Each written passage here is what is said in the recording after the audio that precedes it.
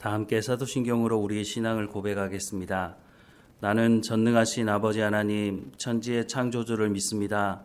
나는 그의 유일하신 아들, 우리 주 예수 그리스도를 믿습니다. 그는 성령으로 잉태되어 동정녀 마리아에게서 나시고 본디오 빌라도에게 고난을 받아 십자가에 못 박혀 죽으시고 장사된 지 사흘 만에 죽은 자 가운데서 다시 살아나셨으며 하늘에 오르시어 전능하신 아버지 하나님 우편에 앉아 계시다가 거기로부터 살아있는 자와 죽은 자를 심판하러 오십니다. 나는 성령을 믿으며 거룩한 공교회와 성도의 교제와 죄를 용서받는 것과 몸의 부활과 영생을 믿습니다. 아멘. 찬송가 251장 함께 찬양하겠습니다. 251장 함께 찬양하겠습니다. 놀랍다 주님의 큰 은혜, 우리의 죄를 속하시려 갈보리 십자가 위에서 어린 양 보혈을 흘렸네. 주의 은혜 우리의 죄를 다 씻었네. 주의 은혜 우리의 죄를 다 씻었네. 죄악은 성난 파도같이 우리 영혼을 위협하나 헤아릴 수 없는 주의 십자가에서 보이셨네. 주의 은혜 우리의 죄를 다 씻었네. 주의 은혜 우리의 죄를 다 씻었네. 죄악에 물든 영혼들을 주께서 피로 씻으시네. 지금도 흐르는 그 피에 눈보다 더이게 씻으라. 주의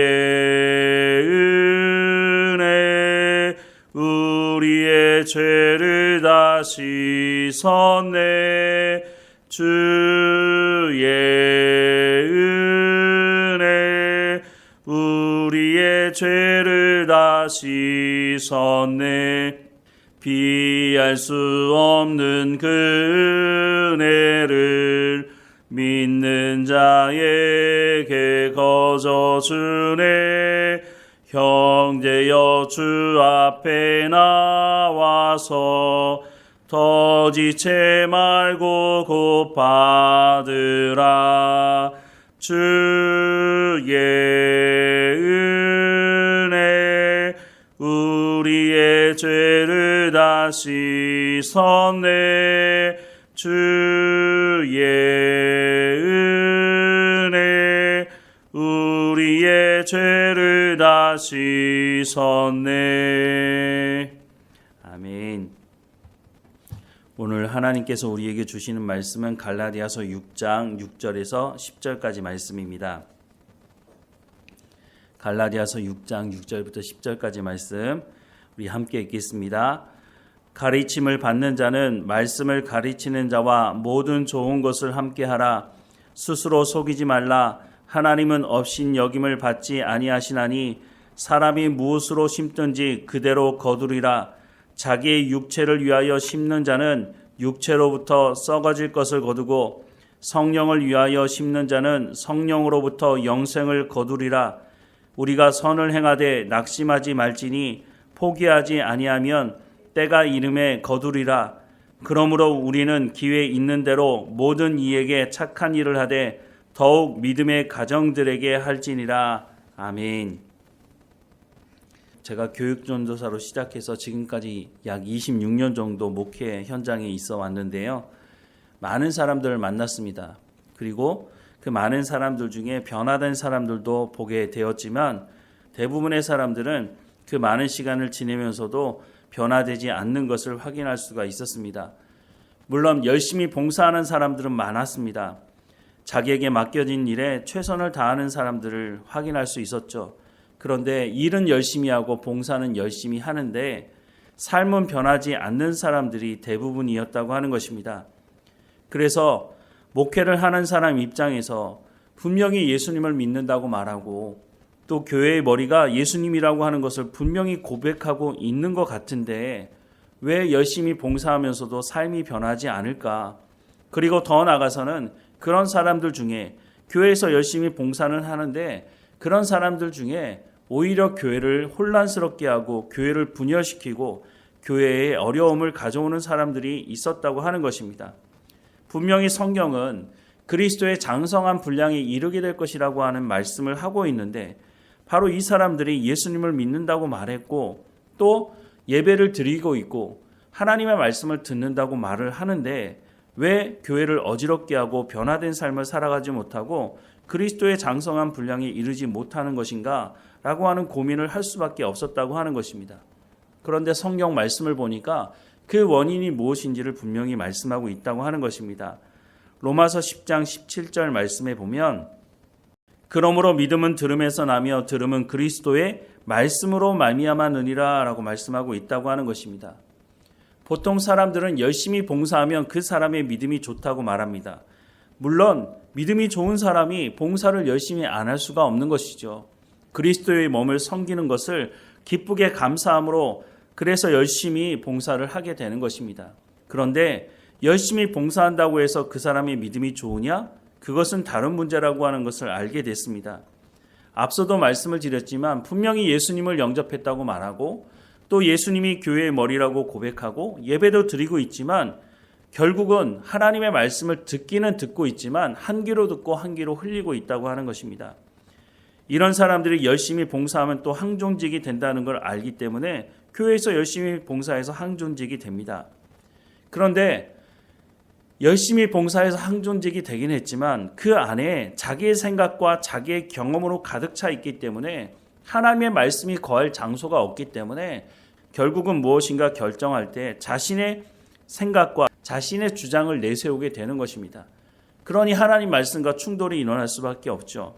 그러면 하나님의 말씀이 그렇다라고 하면 그 말에 순종해야 될 텐데 대부분의 사람들은 그렇게 생각하지 않고 자기의 고집을 끝까지 내세운다고 하는 것입니다.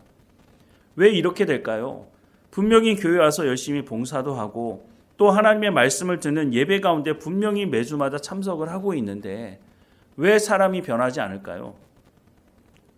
중요한 이유는 앞서 말씀을 드렸지만 하나님의 말씀을 받아들이지 않고 있기 때문인 것입니다. 그런데 여기에 또 한 가지 문제가 있습니다. 목사들이 하나님의 말씀을 전하면서 정말로 하나님의 말씀을 전하고 있느냐라는 부분도 의문을 가질 수밖에 없죠. 적지 않은 목사들이 말씀을 전한다고 말하지만 성공주의와 번영주의 이것과 하나님의 말씀을 뒤범벅시켜서 거짓 복음을 전해왔기 때문이라고 하는 것입니다. 심지어는 뭐라고 말합니까? 예수 잘 믿는 증거가 돈 많이 벌어서 성공하는 것이다 라고 대놓고 말하는 대형교회 목사도 있다고 하는 것입니다. 그런데 우리가 풍요를 누리는 것 이것을 싫어하는 사람이 누가 있겠습니까?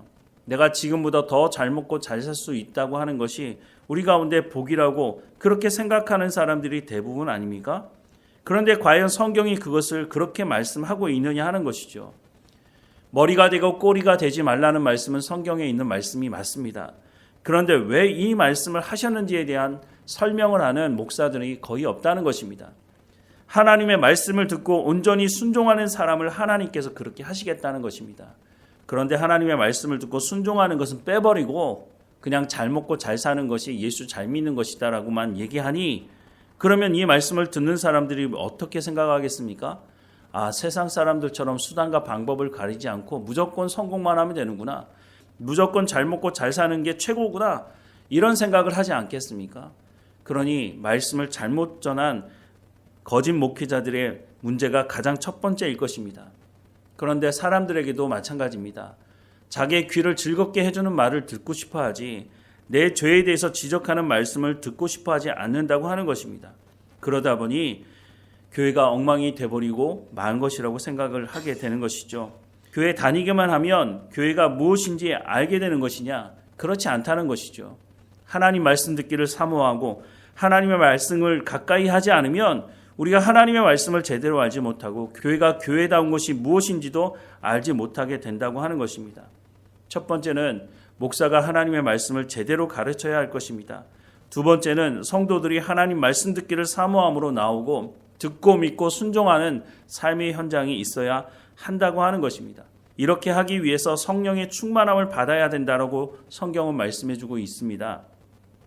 구약 성경 에스겔 36장 26절에서 27절 말씀해 보면 또 새 영을 너희 속에 두고 새 마음을 너희에게 주되 너희 육신의 굳은 마음을 제거하고 부드러운 마음을 줄 것이며 또 내 영을 너희 속에 두어 너희로 내 율례를 행하게 하리니 너희가 내 규례를 지켜 행할지니라 라고 말씀을 하고 있습니다. 예수님께서 승천하시면서 이 말씀이 이루어질 것이다 라는 약속의 말씀을 주시지 않습니까?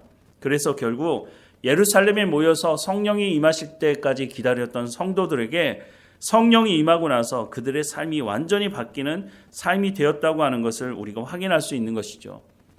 오늘 우리도 마찬가지입니다. 그래서 구하는 자에게 성령을 주시겠다고 예수님 말씀하시고 약속하신 것이죠.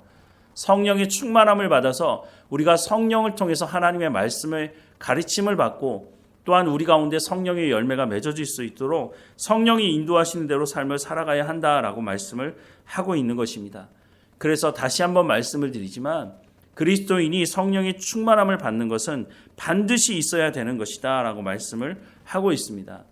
오늘 본문 7절과 8절 말씀에도 보면 스스로 속이지 말라. 하나님은 어신 여김을 받지 아니하시나니 사람이 무엇으로 심든지 그대로 거두리라.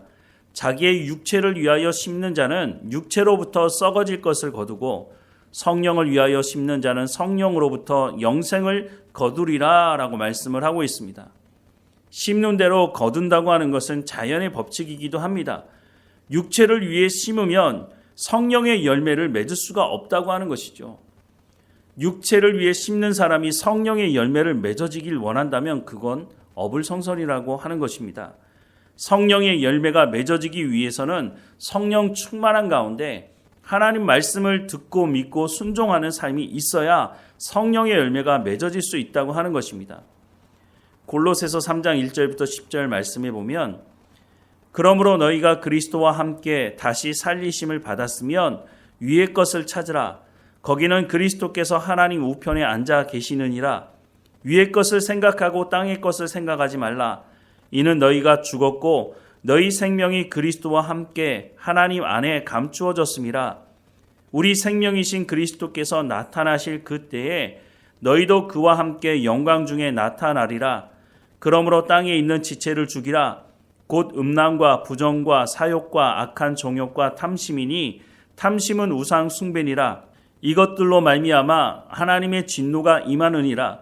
너희도 전에 그 가운데 살 때에는 그 가운데서 행하였으나 이제는 너희가 이 모든 것을 벗어버리라. 곧 분함과 노여움과 악의와 비방과 너희 입에 부끄러운 말이라. 너희가 서로 거짓말을 하지 말라.